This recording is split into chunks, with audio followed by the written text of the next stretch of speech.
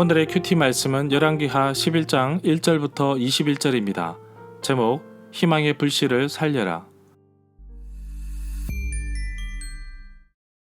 먼저 앞뒤 문맥을 살펴보겠습니다. 엘리사에 의해 기름 부음을 받은 이스라엘의 10대 왕이 된 예후는 여호와의 말씀대로 아합의 가문을 멸망시킵니다. 우선 나봇의 포도밭에서 함께 만났던 북이스라엘의 왕 여호람과 남유다 왕 아하시아를 죽이고 이스라엘에 와서 아합의 아내 이세벨을 처단합니다. 또 사마리아에 살고 있는 아합의 아들 70명도 죽였습니다. 이렇게 진행되는 과정에서 예후는 하나님을 위한 열정보다는 자신의 왕권 강화를 위한 열정으로 변질되어 가는 것을 보게 됩니다. 또 예후는 남유다 왕 아하시아의 친척 42명도 함께 살해하게 되는데 하나님께서는 명령하신 적이 없는 살인까지 저지르면서 자신의 모든 행동을 정당화하는 것을 볼 수 있습니다. 이기적인 열정이 예후를 잘못된 곳으로 이끌고 있습니다. 예후는 바알 우상을 없애기 위해 많은 노력을 한 것은 사실입니다. 그러나 여로보암의 금송아지를 없애지 않았기 때문에 결국에는 하나님을 향한 열정은 겉모습이었고 자신의 왕권을 위한 열정만 가득 찬 모습을 보게 됩니다. 아합의 딸이자 남유다 여호람의 아내 아달랴는 자기 아들 아하시아가 북이스라엘 여호람을 병문안 갔다가 예후에게 죽었다는 사실을 알고 혼란스러운 틈을 타서 왕가의 자손들을 죽이며 자신이 7대 왕이 되었습니다. 아달랴가 다윗 왕조를 완전히 몰살시키려고 했으나 다행히 다윗의 후손 요아스가 살아남습니다. 요아스를 통해 계속해서 다윗의 왕조를 이어갑니다. 문단을 나눠보겠습니다. 1절부터 3절은 섭정하는 아달랴, 4절부터 21절은 요아스가 7세의 왕위에 오르다.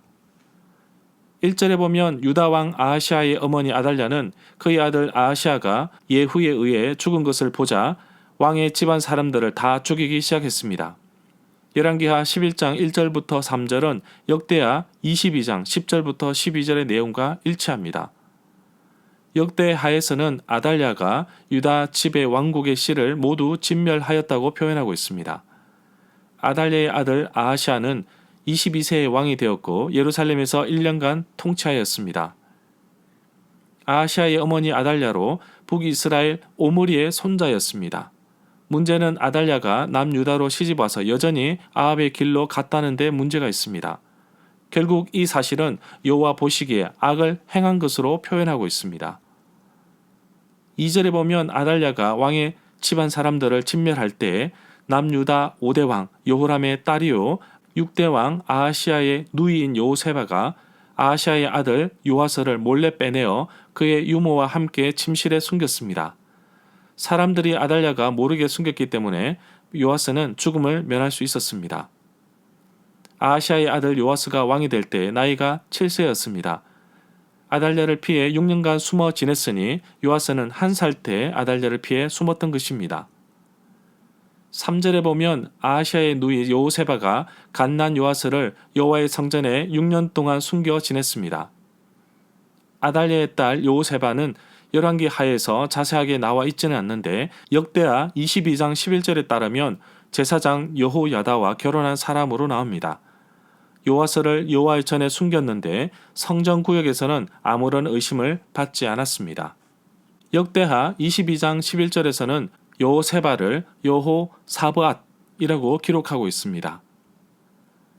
4절에 보면 7년째 되는 해에 제사장 여호야다가 가리 사람의 백부장들과 호위병의 백부장들과 언약을 맺었는데 이것은 그들로 하여금 충성을 맹세하게 한 것입니다.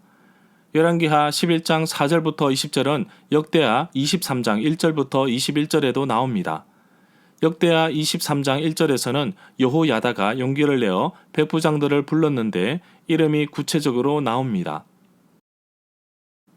5절부터 6절에 보면 제사장 여호야다가 백부장들에게 안식일에 왕궁을 지키는 사람들을 세 반으로 나누어 왕궁, 수르문과 호위대 뒤에 있는 문을 지키게 합니다.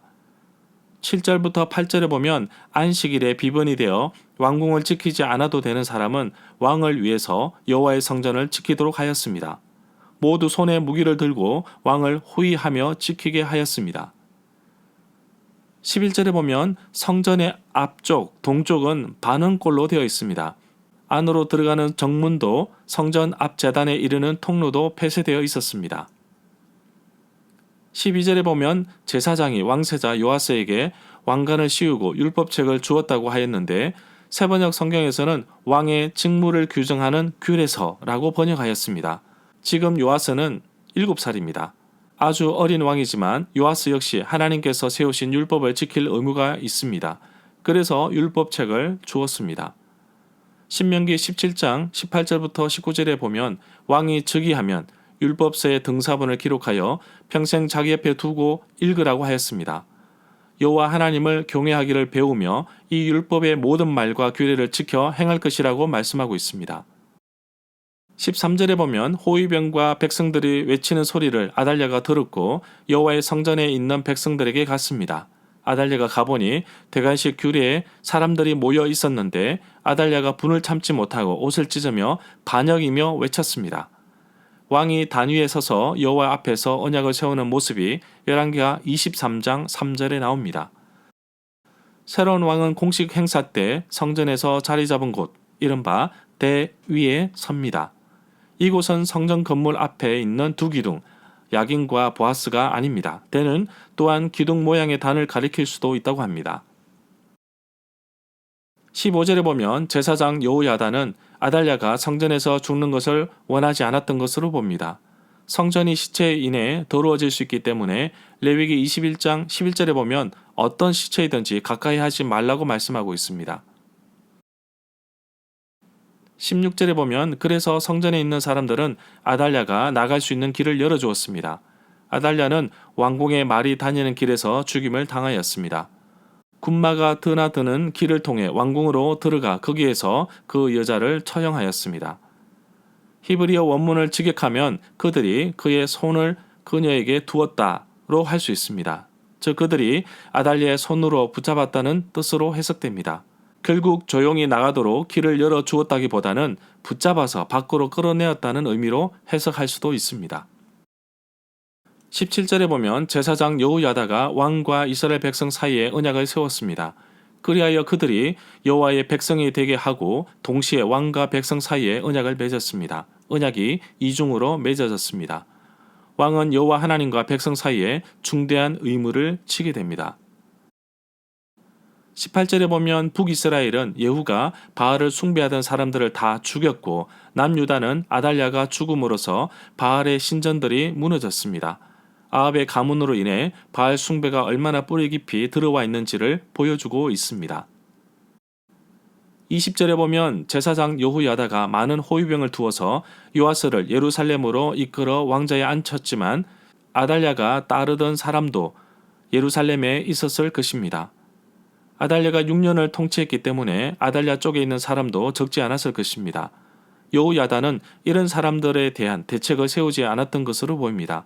실제로 나중에 요아스는 신복들에 의해 밀로 궁에서 죽습니다. 이 내용은 열왕기하 12장 20절에 나옵니다. 절마다 상세한 설명과 구절 해석, 핵심 내용과 중심 줄거리는 네이버 블로그에 올려져 있습니다. 내게 주시는 교훈입니다. 제사장 여호야다는 정말 6년을 어떻게 기다렸을까요? 하나님의 일을 이루기 위해 참고 기다렸을 것입니다. 또한 철저한 준비와 계획 속에서 어린 요아스를 왕으로 세웠는데 자신의 목숨을 걸고 최선을 다한 용기 있는 행동이라고 봅니다. 제사장 여호야다의 용기 있는 행동으로 인해 남유다의 뿌리 깊은 바알 우상을 제거할 수 있었습니다. 어쩌면 내 삶에 뿌리 깊이 박혀있는 죄악의 습관이나 모습이 있다면 완전히 제거해야 할 것입니다. 이렇게 남유다의 우상을 제거하고 나니 남유다에 평화가 찾아왔고 또한 왕과 백성 사이에 새로운 언약이 세워졌습니다. 내 삶의 진정한 평화는 바로 죄악의 뿌리를 뽑는 것으로부터 시작됩니다. 성령 하나님께서 나에게 죄를 지적해 주실 때 그 죄를 인정하고 나의 죄를 용서해 주신 예수님께 감사하며 다시는 그런 죄악된 삶을 살지 않도록 다짐해야겠습니다. 정말 다윗 왕가의 불씨가 꺼질 뻔했습니다. 용기 있는 여호야다와 여호세바가 지켜냈습니다. 세상은 악이 모든 것을 주관한다고 하지만 결국에는 하나님이 승리하십니다. 우리가 세상을 바꿀 불씨가 되어 이 땅 가운데 예수 그리스도의 문화가 세워지도록 불씨가 됩시다. 오늘 두 여인이 등장합니다. 권력에 눈이 멀어 왕자들을 다 죽이고 나라를 어지럽게 만든 아달랴와 어머니의 폭력에 목숨 걸고 헌신하였던 요세바를 보게 됩니다. 결과는 분명히 다릅니다. 한 사람의 헌신과 수고가 남유다를 새롭게 세우고 만들었듯이 내 작은 헌신과 결단과 수고가 나라를 바꿀 수 있다는 사실에 너무나도 기대가 됩니다. 망망한 선교지에서, 신앙 때문에 핍박받는 가정에서, 불신자들이 넘쳐나는 직장에서, 학교와 삶의 터전에서 나는 진정한 그리스도인으로서 작은 불씨가 되어 하나님 나라를 세우고 일으키기 위해 오늘도 헌신하며 살아가는 하루가 되기를 간절히 소망합니다.